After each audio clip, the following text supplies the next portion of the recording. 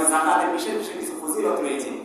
হাদিসের মধ্যে নবী সাল্লাল্লাহু আলাইহি ওয়াসাল্লাম সাহাবী আবু হুরায়রা রাদিয়াল্লাহু তাআলা হাদিস বর্ণনা করেছেন বুখারী শরীফের 1357 নম্বর হাদিসের বর্ণনা। উনি বলেন যে নবী আলাইহিস সালাতু ওয়াসসালামের কাছে এক কাম্য লোক এসে বলল, হে আল্লাহর নবী, আপনি আমাকে এরকম আমল শিখিয়ে দেন যে আমল করলে আমি সরাসরি জান্নাতে চলে যাব।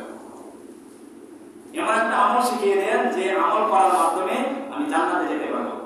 তখন নবী আলাইহিস সালাতু ওয়াসসালাম ওই কাম্য লোককে বলল যে তুমি আল্লাহ পাকের সাথে কখনো শিরক করবে না, যে আল্লাহ তোমাকে সৃষ্টি করেছে সেই আল্লাহর সাথে কখনো তুমি অংশীদার সাব্যস্ত করবে না, এবং তুমি মৃত্যু পর্যন্ত নামাজ কায়েম করবে, এবং তুমি যাকাত প্রদান করবে, এবং রমজান মাস পাইলে তুমি সিয়াম পালন করবে, রোজা পালন করবে।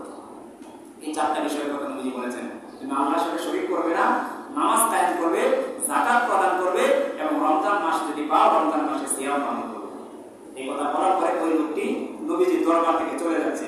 চলে যাওয়ার সময় সে বলতেছে, আল্লাহে, আল্লাহর কসম, নবীজি আমাকে যে চারটা কথা বলেছে এর চাইতে আমি বাড়াবো না, এর চাইতে আমি কমাবো না, নবীজি যা বলেছে তার উপরে আমি আমল করব। সুবহানাল্লাহ। তখন নবীজি সাহাবায়ে-কেরামকে ডাক দিয়ে বললেন, ও সাহাবারা, দেখো দেখো, তোমরা যদি চাও যে এরকম কোন জান্নাতি লোককে দেখতে চাও যে দুনিয়াতে থাকা অবস্থায় জান্নাত পেয়েছে, তাহলে তোমরা আমার ওই গ্রাম লোককে দেখো। সুবহানাল্লাহ।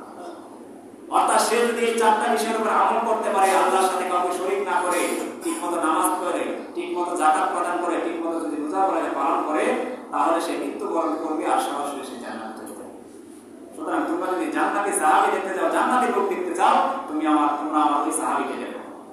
তাহলে বোঝা গেল যারা যাকাত প্রদান করবে সঠিকভাবে, অবশ্যই অবশ্যই আল্লাহ পাক রব্বুল আলামিন তাদের জন্য সেই আবাবিল জিন্দেগির যে সুখ শান্তিময় জান্নাত, সেই জান্নাত তাদের জন্য আবশ্যক করে। মোহতারাম